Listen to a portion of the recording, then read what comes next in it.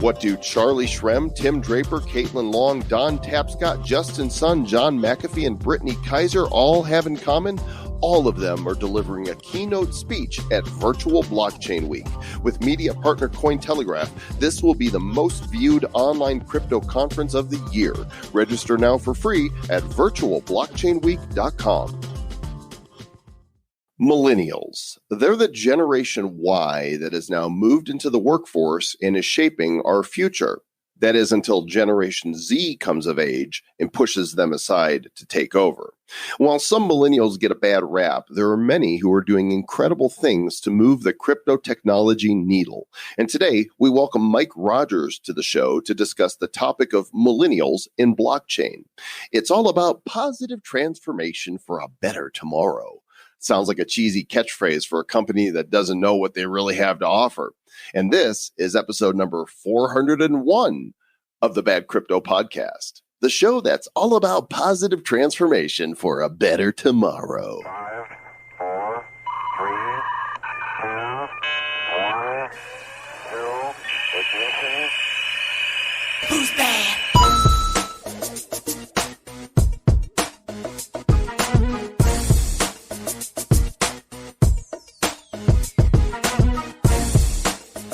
Hey guys, this is Tom Vase, and you're listening to the Bad Crypto Podcast. Stay bad.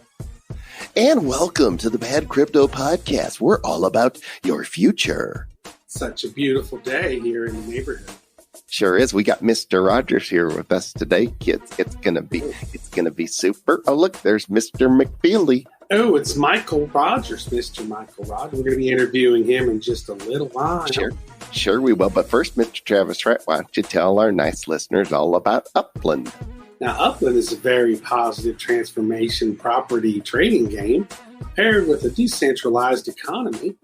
Players can buy and sell and trade and develop virtual properties into real neighbors.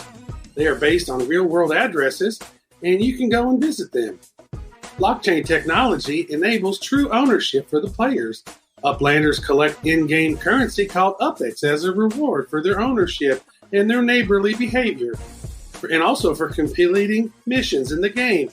Collections and treasure hunts, boys and girls. UPX can be used to purchase more properties and get new neighbors, and to develop land and to pay for digital goods and services that other Uplanders, or I like to call them Up neighbors, you can develop and create new things. The objective is to establish an open neighborhood where various stakeholders can interact and transact with other neighbors and without intermediaries. And if you check it out at badco.in/Upland, you actually get a little extra neighborly bonus. So go do that today. Welcome back. Sure, that's special. Sounded like you had a hard time saying the word completing there, Travis. Can you say completing?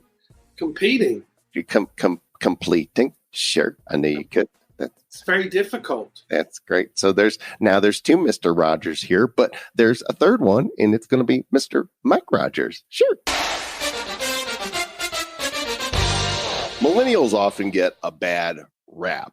And I don't think they deserve it any more than boomers deserve it, or Gen X or Y or XPDNZYQ or any of those generations deserve it. In every generation, you've got movers and shakers, and you got not so much. Well, we got a mover and shaker with us here today. His name is Mike Rogers. He's a certified public accountant, and he is the founder of Millennials in Blockchain. It's a globally distributed learning collaborative that he founded in 2018. Mike, welcome to Bad Crypto. Thanks, Joel. I really appreciate the introduction there. Yeah, I'm excited to talk about, I guess, one of my passions, which has become digital assets.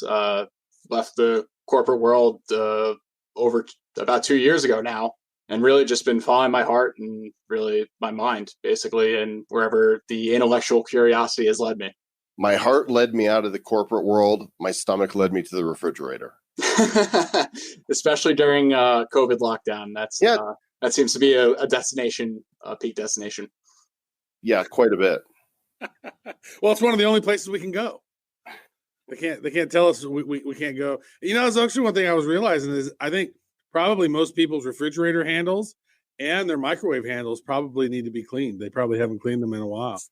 So Mike, tell us a little bit about the MIB, and that's not the Men in Black, because you couldn't tell us anything about that, but you have the Millennials in Blockchain.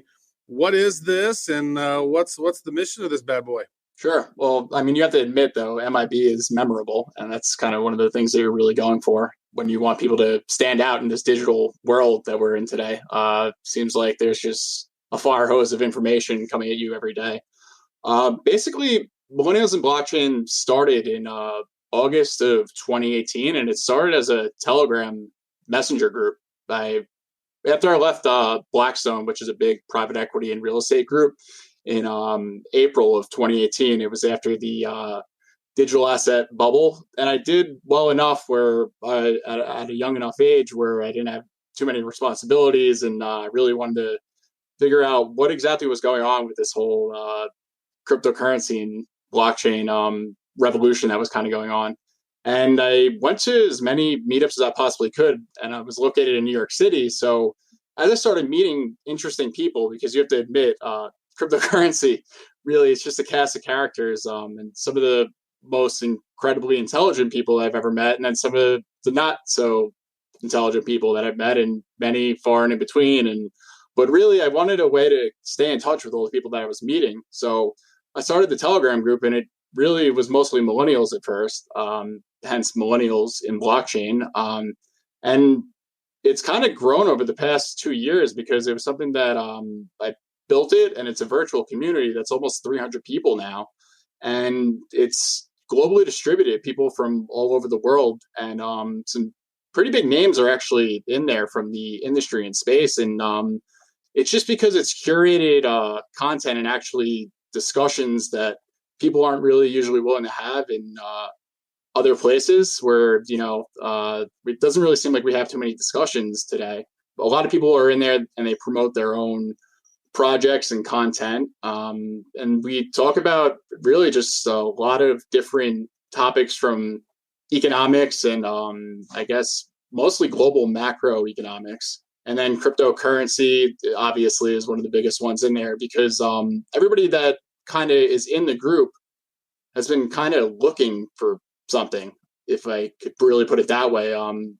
This world is kind of really changing so fast right now. Obviously, we have a global pandemic going on, but we're really kind of in the middle of the second once-in-a-lifetime crisis in the past 10 years. And the generations that it's impacting the most are actually Millennials and Generation Z, because everything that really we've been doing to combat from the global financial crisis to today, we're just pulling forward a bunch of the gains, and that's kind of the way that the central banking and fiscal model work. Basically, taking from the generations that are to come, and really just to sustain what we kind of have, and it's clearly not sustainable. And that's kind of what a lot of us that have worked in these other traditional systems found appealing about what Bitcoin did.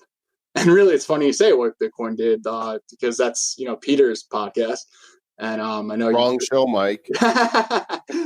No, we love Pete. We had him on recently, and he's a good guy, smart guy, and I like what he's doing. Went to South America recently and did that tour of Colombia and Venezuela to see how were people actually using Bitcoin there, and had some fascinating findings.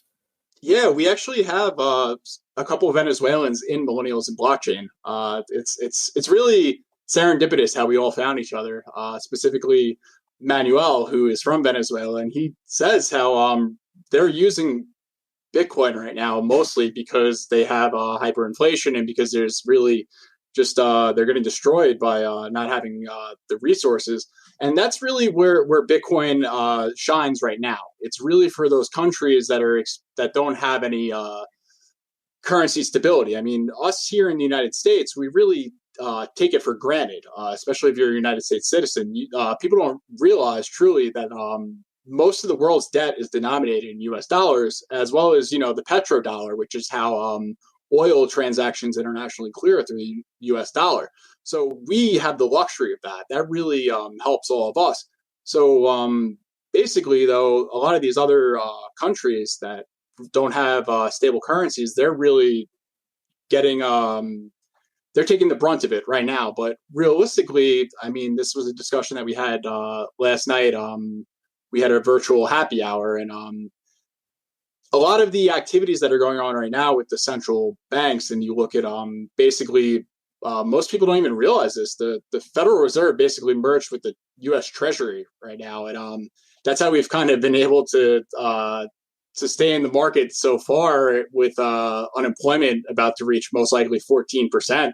So wait, I've heard that we've read some articles around that, essentially saying meet your new Fed chairman, Donald, Trump, but that's kind of operationally, right? I mean, not actually. Yeah, no, that's the thing. I try to stay out of the politics and the media. I'm more of a independent type mindset with that. It's more so to begin with, the Fed is an independent entity. So realistically, they have their own mandates and their own ideas that don't come from the left or the right necessarily. They come from a structure and a power that's higher than them. In the sense that right now, though, the way that the Federal Reserve has been able to do certain actions, and they acted very, very quickly. They legally aren't allowed to purchase certain things, but through these special purpose vehicles that they set up, they were able to do that, and they didn't need congressional approval.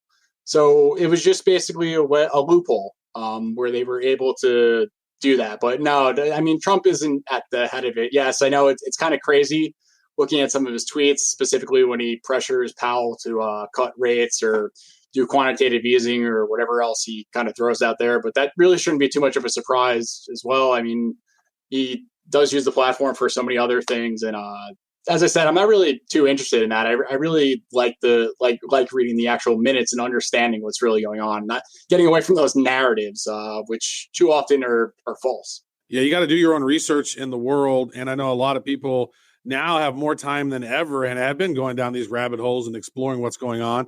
And, I mean, we don't know exactly when this episode is going to go live, but what we do know was, a few days ago, I don't even know, maybe it was earlier this week, oil was less than $1. It got to negative. It got to negative amount, like negative $40. Like, I don't know how long the U.S. dollar is going to be able to maintain its status as the world reserve currency if we're having these types of fluctuations right now. And it's just such a crazy time. So, so you said you have a group, you got about 300 people. It sounds to me like you've been working on a book, The Definitive Guide to Blockchain for Accounting and Business. Maybe give us some background about your background in accounting and how you see blockchain applying to that whole area, finance. Yeah, sure. Well, my undergraduate degree is in finance, and I got a master's in accounting. Started out at Ernst & Young, one of the big four public accounting firms, before I moved over to Blackstone. And, I got a degree in accounting because it was pragmatic, and a mentor of mine said that basically it was the language of business, and you can never go wrong really understanding that system. And once I actually dug into Bitcoin a little more and understood what a distributed ledger was and triple entry accounting, I mean, it kind of made more sense there because realistically, when you understand, say, accounting or engineering, there are certain methods of thinking, similar to, say, if you're an engineer for computer science, you learn about different systems and frameworks. And I'm sure you guys have that with marketing as well. Actually, I saw that you guys have both written books. Actually, I just purchased Travis's book just right now. I haven't read it yet, but I'm interested in learning more about frameworks. But thank you, good sir. Joel Com. Well, you have to remember, Travis, we did have a conversation about 2 months ago, and it's pretty funny because the very next day after we talked, before we set this up, that was when the stock market peaked. So I think that to be honest with you, I made a point of this when I was doing my background research for this. I'm pretty sure that this dead cat bounce that we're experiencing right now, the S&P and markets have been up over 25% over the past month. I'm pretty sure that we're going to be topping pretty soon, guys. So we could look back at this whenever it airs. Maybe our conversation was the beginning of the end. And I think that this one might be as well, because we're this is the beginning of really a pretty nasty period, unfortunately. But really, from the ashes is where phoenixes come out of, and that's really what the flexibility of these organizations and communities that we're building, like Millennials and blockchain.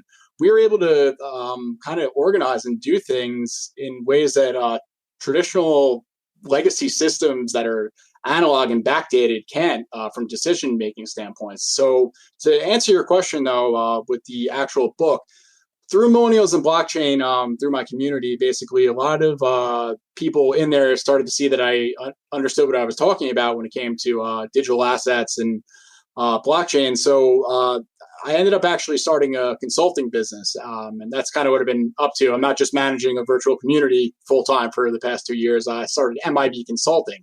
I started out with Augmate, which actually did a digital security issuance after they raised 11 million in Ethereum in 2017. And from there, I started really just getting a lot of different experience consulting with a lot of different startups. Most recently was actually Securitize, which is the biggest digital security issuance platform. And for Securitize, I ended up writing a case study for them on one of their most successful digital security issuances, which was a guy who actually had a non-traditional business. Basically, he had a newsletter business for financial services, and he was able to successfully raise over $4 million within a couple of weeks. And he basically tokenized himself, or the preferred equity from his company. And that's what's really cool, is that that's something that you would traditionally not really see, being able to tap the capital markets. That's what's very interesting about this. I mean, so what I'm trying to get at here, obviously, guys, is that, you know, you could potentially tokenize your podcast and specifically the company, and maybe you could do something very similar if you were looking to expand and raise capital in the future. And I'm more than happy to discuss that, or I could send you one of the case studies I wrote. But the other one that I wrote for them was actually published by Deloitte, as well as Securitize. They referenced it in a press release, and it was joint published by the Japanese Security Token Association. It was on the tokenization of Japanese real estate, because over in Japan, they're very, very forward thinking when it comes to using technology. And they're, you know, it's kind of the old thing. If you look back to the 80s movies, like RoboCop and all those other things with Japan, after their bubble kind of burst, we're kind of looking into like a mirror of like the future with Japan, and where things are going from a demographic standpoint, from a debt standpoint. And also their Bank of Japan has kind of been the global sandbox for central bank and monetary policy. So that case study that I wrote really received a lot of nice like press and reference within the industry. And a professor of mine from a former professor from grad school, he was actually writing this book, and he saw that I was posting on LinkedIn and reached out, and I helped him by sourcing certain people that were within Millennials and blockchain. And that's actually a major section of the book. It's real world use cases for blockchain and digital assets. And those are the two case studies that I wrote. I actually ended up expanding them into 2 different chapters. And I just got done with that about a month ago. It took a couple months, and that's kind of how I got introduced to you guys. What kind of examples, especially unusual examples, are you seeing of asset tokenization? Like, the more unusual, the better. Well, I mean, realistically, I don't love some of the things that just get press just for press sake, because I didn't ask you if you loved them. I just want to know what you've seen. Oh, okay. I mean, a newsletter getting tokenized is definitely one of the more unusual things that I've seen. Tokenization, you could tokenize. The thing is, I've been kind of more in the realm of the more legitimate stuff, so I haven't been. You're being serious about this, and ain't got no time for the silliness. Just because I went out to all that stuff when I first got into the industry, and after a while, it just got tiring, kind of seeing a lot of stuff that was claimed to be one thing, not ending up being anything, and really seeing a lot of my friends and people that got burned, really, with a lot of the ICOs, and a lot of people just kind of ran off with the money. Yeah, we're gonna tokenize Travis's jokes, so you could own, like one word in one of his jokes. People couldn't afford it because it's too hilarious. Oh my!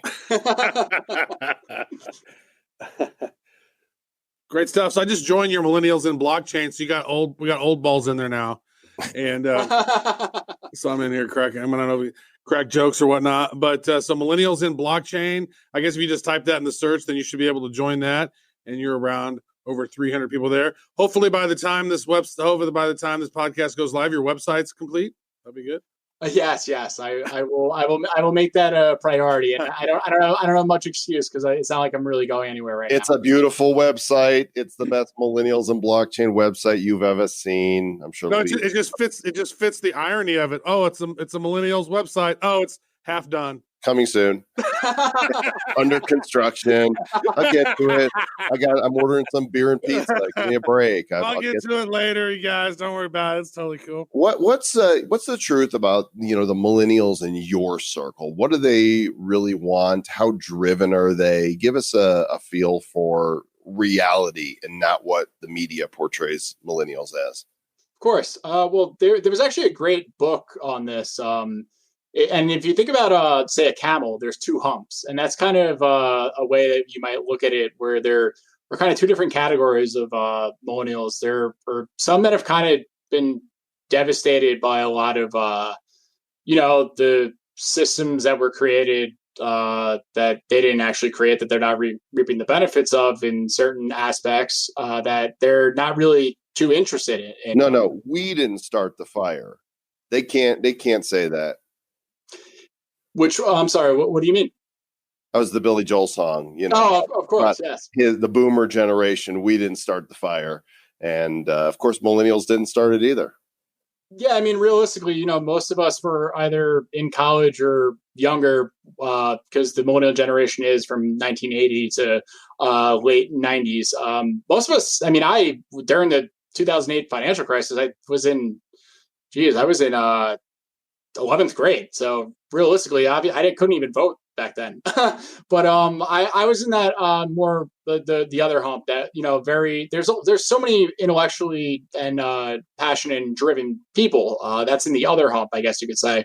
And realistically, we have so many luxuries too, though. Like, that's the other side of it, is that we have the Netflixes and the Instagrams and things of that nature. And we have the luxury of living in a first world country where what is the incentive to really go out there? I think, one thing that I really like to describe the millennial generation, kind of looking at it, I'm big into, finance movies and stuff. Wall Street too, which wasn't too good of a movie, but there are some hidden nuggets in there because it is Oliver Stone.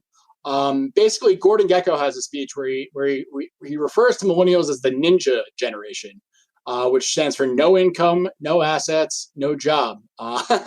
And it's kind of funny because we're kind of coming back around, even though that was 10 years ago. I know a lot of people that just got laid off. And it really is unfortunate to think about that. And there are so many around the world right now. This is it is actually our generation's Great Depression. We learn history for a reason. People can say, oh, it's dramatic, but it really isn't if you look at the amount of people that are around the world, especially in the news, on these lines just to get food from food banks. And this is global too. It's kind of been a long time coming as well because of the amount of debt and saturation that we've had over the past decade. And really the recovery that we've had hasn't necessarily been a traditional recovery. And it's really uncharted territory that is only going to expand right now. So there are those of us that are motivated within our generation that really want to create the next systems. And that's kind of what Millennials and blockchain is. we would like to create the system instead of just being a user within the system, because realistically, this is one of the most important decades for the next 100 years, probably, in the sense that these alternative or parallel systems that are being created, the more I've learned about systems and engineering, because I've been studying computing the past couple of years, we're actually going to be able to create these systems. And I think that we need to get as many people from as many different backgrounds to have an understanding of what's actually going on right now, and also to have a say so that they're properly represented, rather than the illusion of a system being created a long time ago and you not really having much of a say in it because the rules and the beneficiaries are already defined, which I think we can look at most of the past, I don't know, ever since World War II, basically, when the United States became the world superpower, and Bretton Woods being created after we got off the gold standard. None of us created that system, realistically. And the way that we transact and exchange value and get us to spend our time, whether it's sitting and recording a podcast or, I don't know, whatever I do all day, basically, what incentivizes us. And I think that that's kind of where we could really get into some creative and interesting areas as a society, because so many people now are home or laid off. And really, it might be a blessing in disguise, where maybe they're thinking, was I really on that path that I was meant to be on? Because so many of us, due to the world around us and society, we just get on paths because, we need to pay bills. It's a forced reevaluation of priorities. Yeah, without a doubt. And I've been on this journey of my own ever since I left the corporate world, really soul searching. One of the things I did, I read the Bible, the New Testament and the Old Testament, cover to cover. Even the book of Numbers. Yes, I did. You slog through Numbers. Wow. Yes. And all the notes. Really, it really was enlightening. And doing that, I was really, not only, I had a born again experience, and really it's something that was fantastic in the sense that, gives you purpose rather than yourself, but really how can you connect and really change others' lives for the better. But also it helped me really understand society, because it's a great history book, really, of the West, and how a lot of the systems and how actually contracts were created. It's in the Old Testament how contracts were created and what exchanges are in markets. And that's everything that really is in cryptocurrency and digital assets. I mean, I'm sure you guys were around at the same time that I was. It's funny, when you guys launched the podcast, I saw that it was in July of 2017. I think that's when I bought my first Litecoin. And I remember back then, that's when that book that was on the civilization of the world became very popular in the digital assets realm. What was that called? Sapiens. Yes. And really, when I told somebody about me reading the Old and New Testament, they said, "Oh, you should definitely read Sapiens." And that's obviously on my list of things to read. But I did just throw Travis's book way up to the top there. There you go. A lot of people don't understand how much wisdom is actually in the Bible. They hear Bible and they think, oh, religion and fairy tale. And it is so packed. From history, we can learn so much. And, if we don't know history, we're doomed to repeat it. And hopefully we don't repeat any of those. It seems like we are, though. It's just kind of crazy. As I said, it's human nature, right? Human nature has not changed throughout history. Well, one thing that has changed was it took, a couple thousands of years to wrestle the power away from the church and the king. And now the bankers have it, right? The globalist bankers. And now we're trying to wrestle power away from the bankers and the globalists and the ones who control all of the industries, right? We actually had an interesting conversation today with the dude who's a venture capitalist at a company that was founded by the Rockefellers, and I was asking him about that. It was just so interesting to hear his story about, he made it, John D. Rockefeller and the family, they made all this money in oil and transportation and the train industry, and then they took that money and they started putting their money in this industry and that industry and the banking industry and all of this and then the media industries. And it was just so amazing how venture capital has just helped up, blah, blah. And I was going, yeah, that's exactly how people and a certain select group of people have been able to gain control of every single major area of industry in the world. And it's because there was a few rich people who had a vision and they said, let's take control. And those are the systems that you're talking about of how do we disrupt those and rebuild the system. How can we have a new awakening in which the system is benefited by everyone instead of a few select people whose last name starts with R? And so, it's one of the interesting challenges, I think. Mike's last name starts with R. Yeah, I don't know. So maybe you can change that. Maybe you can change that. Make the world a better place. The Rogers. He's that Mike Rogers feller. Oh, no. Maybe we need to tokenize your jokes. I think, Travis, I really think that that's a fantastic point, though. Let's just call it the powers that be. And realistically, that's the incredible thing about this industry is that it's kind of like that movie game with what is it, 1 Degree of Separation from Kevin Bacon, where basically everybody is connected and we're all one person removed from a billionaire or Vitalik, which I know you've had so many different people on the show, and that's how I was able to even get on this show, which is fantastic. I couldn't believe, like, when I looked up last night that you had the head of blockchain for the World Economic Forum on, and I'm like, oh, I'm Mike Rogers from Massapequa, New York. Oh, wow, that's fantastic. But well, to be fair, we might not publish this. Well, the show is for the crypto curious and the crypto serious, and we certainly like to have fun and be silly, but we just want to talk to interesting people. And status doesn't really impress us. What impresses us is what somebody's accomplished and their character, what kind of ideas they have to share. We've had people on the show that we thought, oh, they're going to be incredible, and it was like, what, that was actually kind of disappointing, or that person was actually kind of a nutball. And then there's others that we bring on that surprise us because regular people that don't get everyday press are doing incredible, extraordinary things. Yeah, and that's how I was connected to Travis. It was through Adrian from Liquid, and I'm sure you guys are very familiar with Liquid. I met them at basically Marston and Foster, which is like a big law firm in the city. I've been guided to certain things and events and been on panels where I'm like, how did I even do that? How was I just speaking on a panel 2 years ago with the former vice chairman at NASDAQ?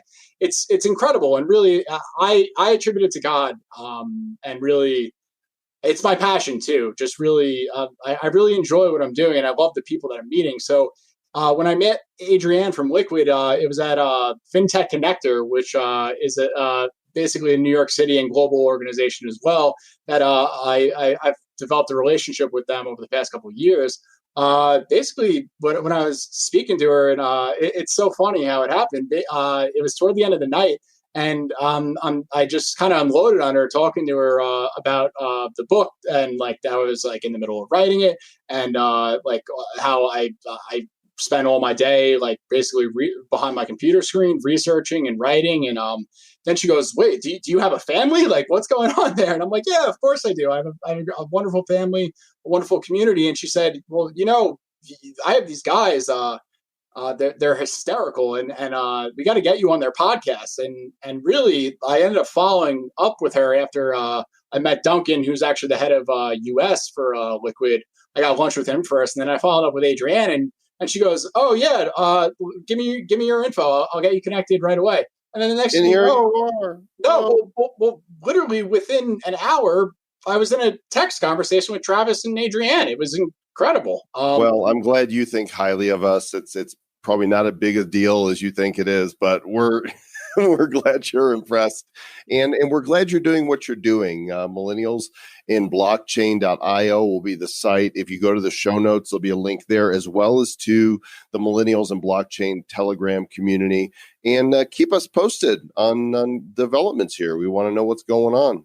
Yeah, I definitely will. Well, with the powers that be and the things that are set up, though, it was created a long time ago, and a lot of the systems that have been holding together global society right now are really at a breaking point in a lot of aspects. So a lot of emergent systems, mostly through the information age and technology, they're in a position to potentially challenge right now not only information systems but monetary systems and what is value and how is it transacted. So that's really what's going on with digital assets. There's a parallel financial system being created, which will be very important. It's always nice to have an alternative because as we kind of said, a lot of the systems of society today are not equally distributed anywhere near the way that they can be, especially with technologies too. That's something that a lot of people don't truly understand. I mean, I've met a lot of very brilliant and interesting people that have worked for governments and contractors, and technology in the future is here. It's just not evenly distributed. And I think that in this age of transparency, which was another thing a theme that I caught onto when I was listening to one of your other podcasts. I think it was the first episode.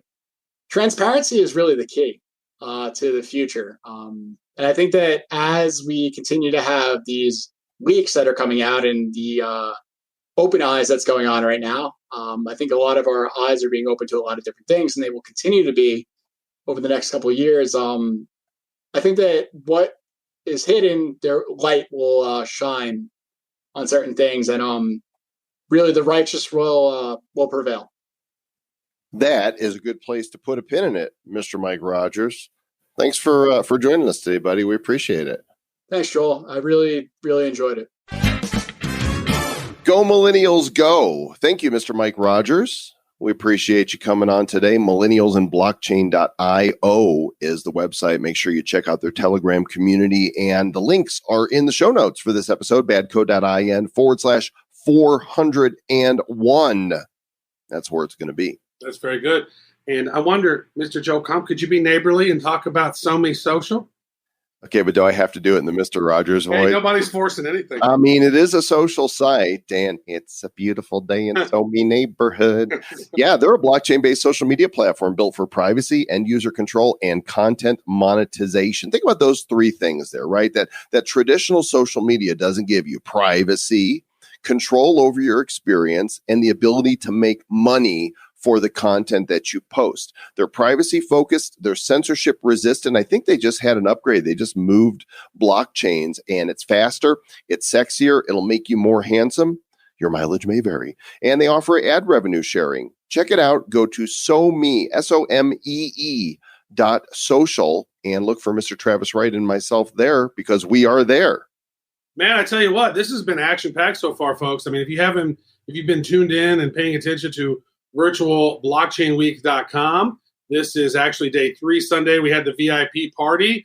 Yesterday, we had some amazing guests on, full day worth of activity. And now we're getting ready to start this right now. So by the time this is coming out right now, Tuesday's festivities are beginning. And so you're going to want to tune into that.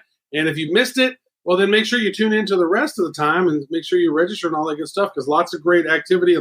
I mean, seriously, what, about 20 hours worth of content we're putting out this week? There's so much content, and coming up on Tuesday is G. Edward Griffin, Caitlin Long, Sir John Hargrave. The rest of this week, I look at this veritable who's who of the crypto world: Roger Ver, Charlie Shrem, John McAfee, Miko Metzumro, Samson Williams, Sharia May, Oz Sultan, Don Tapscott, Justin Sun, CZ is going to be doing a fireside chat, Rachel Wolfson, Brittany Kaiser, Maureen Murat, Ryan Rodden is going to be joining us and talking about games. And, we've got all these sponsors that are joining us. It is absolutely so much fun, and it's going to leave a mark.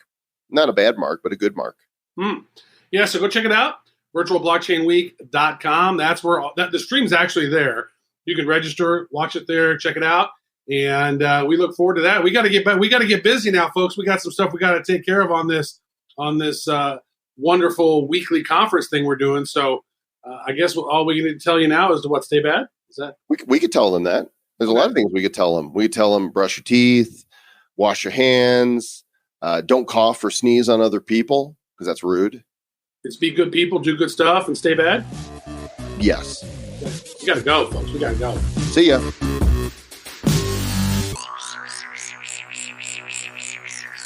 Who's bad? The Bad Crypto Podcast is a production of Bad Crypto LLC. The content of the show, the videos, and the website is provided for educational, informational, and entertainment purposes only. It's not intended to be and does not constitute financial, investment, or trading advice of any kind. You shouldn't make any decisions as to finances, investing, trading, or anything else based on this information without undertaking independent due diligence and consultation with a professional financial advisor. Please understand that the trading of Bitcoins and alternative cryptocurrencies have potential risks involved. Anyone wishing to invest in any of the currencies or tokens mentioned on this podcast should first seek their own independent professional financial advisor.